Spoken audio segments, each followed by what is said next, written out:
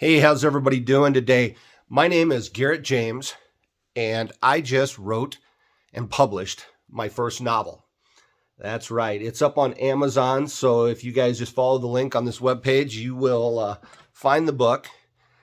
And now it's been out in publication for about 3 weeks, and I want to give you guys a little bit more information about myself and where this story came from, where the backstory is from, and a little bit more detail on the whole novel, myself, and just to give you guys a little more insight on where everything came from.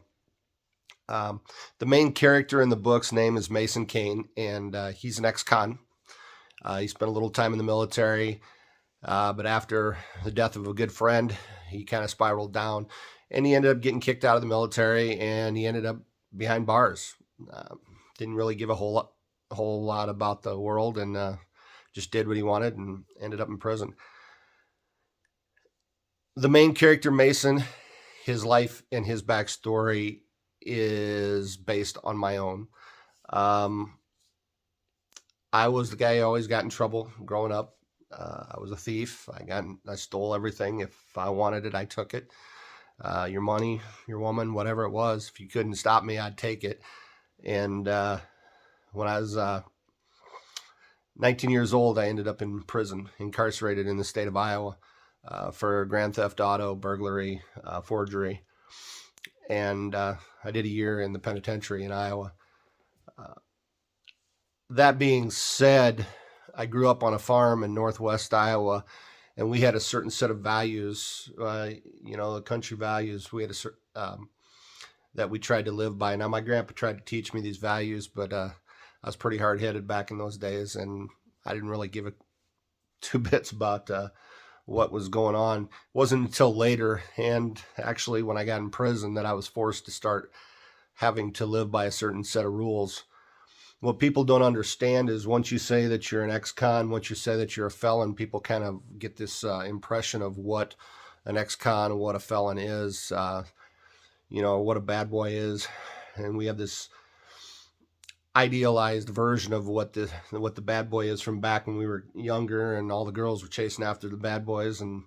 But there's a reason that a guy gets that moniker, and there's a reason people end up in prison, and nobody really takes the time to understand the backstory, the history, the mental health issues with those kind of individuals.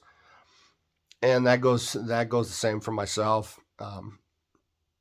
I've struggled most of my life with depression. I've studied with a lot of anxiety. I've struggled with a lot of difficulties that a lot of people have. And I started writing when I get into a dark place. And so when I'm in a dark place, that's when my writing really comes out. So my writing is very emotional and very personal. And so that's where the emotions for Mason's came from, was my backstory and my emotional struggles and my struggles to walk the line of being a functioning part of society. And still, I'm still an ex-con, I'm still a felon, and people still judge me that way. I'm covered in tattoos. I'm a big guy, and when I go into places, people tend to step aside because they're a little nervous when I walk in. But they don't know who I really am. And so this book is really about a character showing who he really is through his actions. That's really how we display who we are. It's not our words. It's not how tough you act or what your outside shell looks like. It's the actions you have when you're presented with a given situation.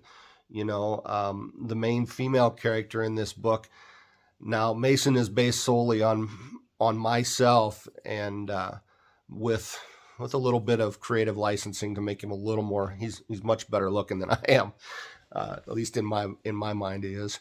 But the female character in the book, she is written on a compilation of a lot of different women that I've had in my life, and I've had the honor of being part of their world.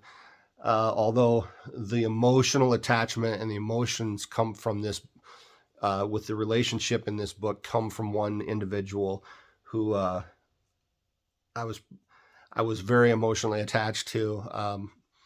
it was just a bad part. She was just in a bad place in her world and didn't really have place in her life for me in it. And it was just really bad timing. And so that really never came to fruition much more than a short period of time.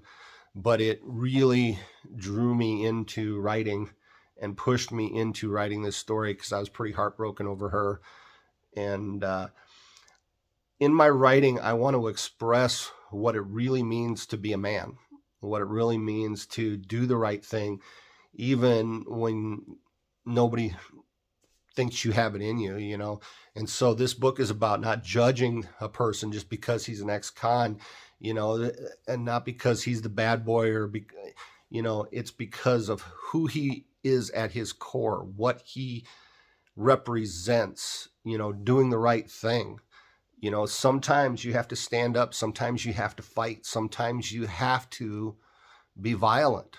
You know, there's times when you have to walk away, but there's also times when you have to stand up and you have to put your foot down, you know, and I learned that in prison. You know, you can't let people burn bread on you. You can't let people disrespect you in prison, and you have to live by a certain code or you're going to be punked out. You know, that's just that's the facts of it, you know. And what a lot of people don't understand is there's, you know, when they call their loved one and they find out they're locked in the hole, they're like, why is he always fighting? Why is he always doing this? You know, some people just fight, but most of the ex-cons that I know in prison, and, you know, myself, and we only fought when we had to. When there was a time when we had to back who we were, we had to back our reputation, we had to back our words, or, you know, what we stood for. And those are the times you have to fight. And if you don't, you're a punk, and you're gonna pay for it the rest of the time you're in the joint. So, but when you get out in the society, it's a little bit different. You can't be hitting everybody and tuning people up every time you're disrespected, or I'd be in jail every day of the week, because every day of the week people believe that they can just talk shit and run their mouth and not be accountable for what they're saying or their actions. So it's a little bit different on the outside, but still in the real world, there's a time when you have to put it aside and you have to fight, you know. And in this book, Mason finds that time that, you know, he doesn't want to go back to prison. He doesn't want, but it doesn't scare him. If he has to, he'll do his time, and he'll do it standing on his head if he has to, you know, to protect the ones he loves. And so this book is all about going that extra mile for someone. When you tell them, hey, I love you, when your actions show someone, I love you more than my own breath. That's what this book series is about. It's about real men, real women, real families that when they commit to you, when they say, I've got you, I've got your back, you're mine, that they step up and they do what's right, you know. And too often in this world, we don't do that. We say we got you, we say we love you, but our actions show otherwise. So this book is all about showing who you are at your core. And that's what Mason does. Mason shows who he is at his core. He sees this young woman who's in this abusive relationship, you know, and the statistics in this country are 1 in 4 women are abused in this country, you know, and 1 in 4 women have been physically abused. They're in abusive relationships. So this is an epidemic. And this book shows you how it doesn't have to be the typical the white knight in shining armor. It's the guy who stands up for what he believes in, you know.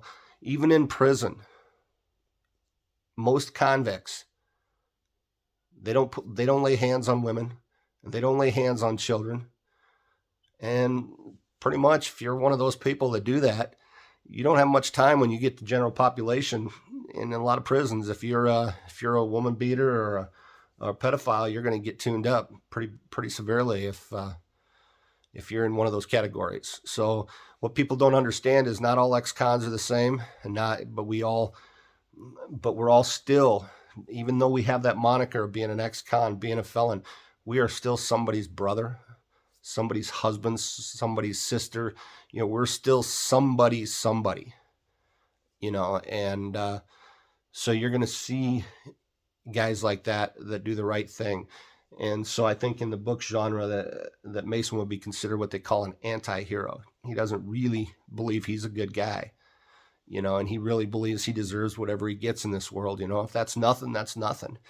And that's pretty much how I've always felt in this world. If I don't get anything, if my life ends tomorrow, then hey, I did it to myself. So I'll man up and accept those responsibilities. But I wanted to take this and I wanted to share it with somebody. I want to make my life mean something. So that next generation, that next young man that ends up in prison, that next woman who's in that abusive relationship realizes that they are worth more than that situation. Nobody deserves to live in those kind of situations. And so the Cain's Desire series is all about blood. It's all about becoming family and kin with people who you're not blood related to. Now, when we say family in this world, it's no longer who your bloodline is.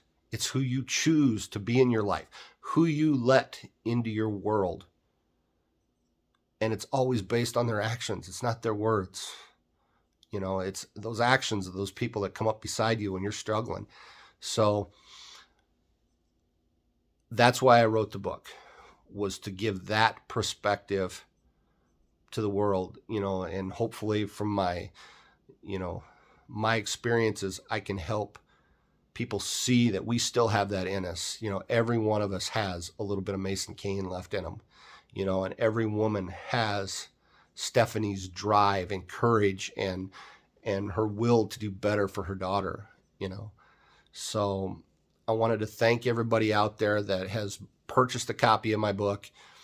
I want everybody to, that hasn't purchased it, please go and check us out. Check out Amazon. Check the link on this webpage. Check out the book. Like me on Facebook. Like me on, on this webpage. Like me on Amazon. Share my information. Share my message. And if you like what I'm saying, you like what I'm talking about, you like what I'm writing, I will keep writing and I will keep sharing this insight, because we are so lost in this world, and we're so lost in this country, and we don't have men standing up for what's right and stopping the violence against women. We don't have people coming together as families and really having each other's backs. And this is the whole crux. This is the whole point of this book series. So grab your copy of As Long as I Breathe. Follow us, and we'll keep putting out editions. And one last point, As Long as I Breathe, that name comes from a Latin saying that is, as long as I breathe, I hope. And so what this book series is all about, hope. It's all about love. It's all about family. And it's the family you choose. Thank you guys so much for listening to me. You have a great day, and continue to support me, and we will take this as far as we can go with it. Thank you guys.